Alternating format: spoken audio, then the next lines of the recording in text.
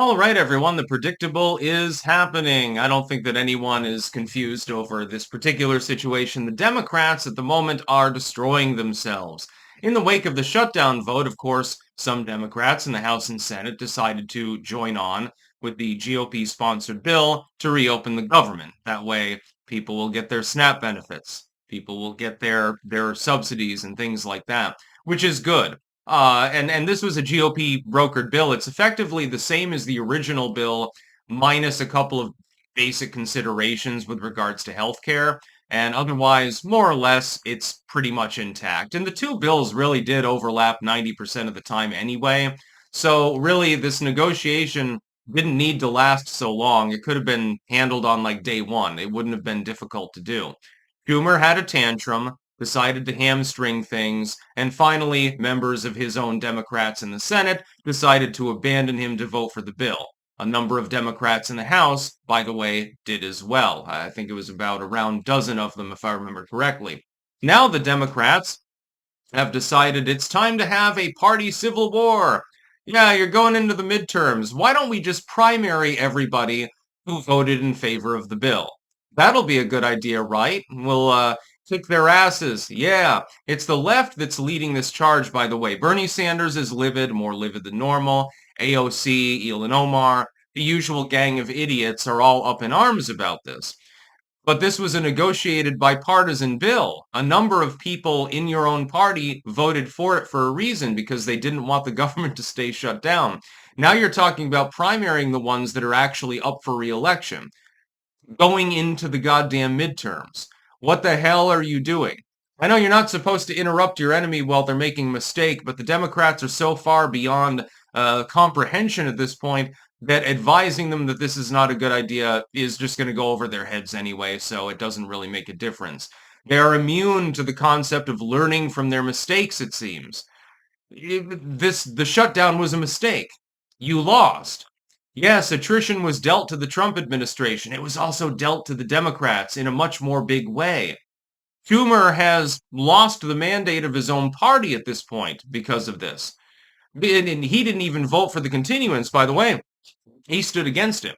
Well, side-eyeing people and saying, hey, you should vote for it. That was basically his strategy. It's like, we got to end the shutdown, but I can't be too visible in having a hand in ending it because we're supposed to hold the Republicans' toes to the flames. It was petulant. It was nothing more than a temper tantrum. And it was openly suggested by Chris Murphy and others that the whole point was to cause pain to the American people. This was nothing more than a political move. But nothing more. There was no other purpose. There's no reason for it. Now you're getting 99% of what you want in the bill, but you still stubbornly won't vote for it because some other party decided to actually mint the bill. What a terrible, terrible time it happens to be. If you're Chuck Schumer, I would be in wide agreement with you. Yeah, he might very well lose the support of his own Senate Democrats over this. There are people talking about primarying him. I mean, not that it would matter. It means absolutely nothing. Chuck Schumer would just be replaced by someone arguably even worse. Just like Nancy Pelosi. The two people vying to replace her are a scam artist from India and a pedophile. So, yeah, it's going to be a real big improvement upon Nancy Pelosi. Honestly, I wish she would just seek re-election. She'd get re-elected easily. She should just do that and die in office like every other politician seems to do these days. She can be the next Strom Thurmond or something like that. The Democrats, though, I can't even understand it. Normally, the Republicans are the ones that beat each other up over minor issues and hamstring themselves, and then they fail. You can hand them a victory, but they will take defeat instead. That's normally a Republican ethos. Now it appears to be the Democrats that are doing it. The Democrats also have become the party of pro-war and censorship and things like that, so it appears that there's been another party flippage, because the Democrats today look an awful lot like the Republicans under George W., more than anything else. I've been alive long enough, just long enough, to understand the political dynamic that's going on right now. We are in the midst of a major, major political shift, socio-political shift within the United States. It can't be underestimated. It is a major one. This is similar to the Reagan Revolution or something like that.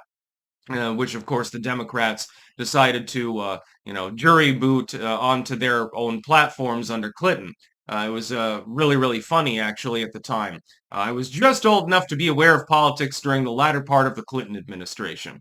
Since then, I've delved into politics even more deeply. And I can look at the situation now and I can say this is a massive paradigm shift. MAGA has overrun the Republican Party. There aren't many holdouts left. Those that don't agree with the ideology are going along with it anyway because they don't dare to do otherwise. Populism has overrun the Republican Party. As a counterblast to that, the Democratic Party has become the party of war, of outright globalism and nation interference and things like that, especially within foreign policy, while the domestic policy somehow is even worse. They don't have a leader. I mean, you can call Schumer a leader, but now they're trying to oust him, so I don't know what that leaves you with.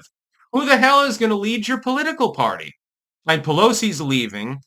Schumer, you're trying to force out. It's not going to be Hakeem Jeffries. Nobody takes him seriously. He just gets memed on all the time. Who is it going to be? Gavin Newsom? I guess he's your A-lister at the moment.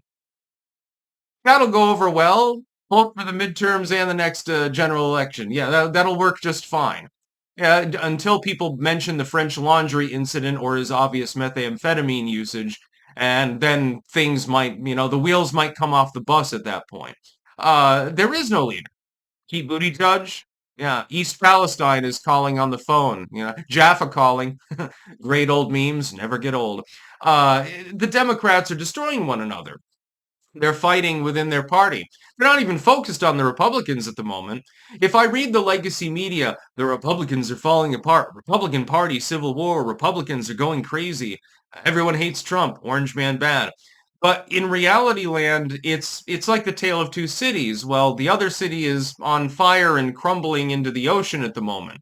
That would be the Democrat city. I think it's a little bit more fucked up than the alternative, honestly.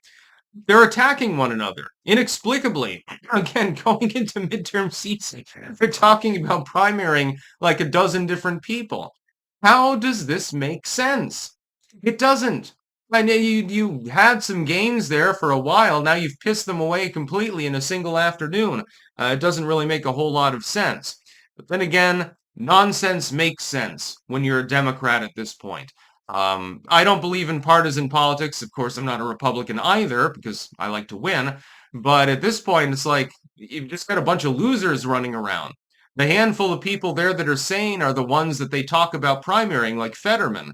The dude who had a massive stroke and suffered brain damage is literally the most intelligent person in your political party. Give me a goddamn break. That's about all. Peace out.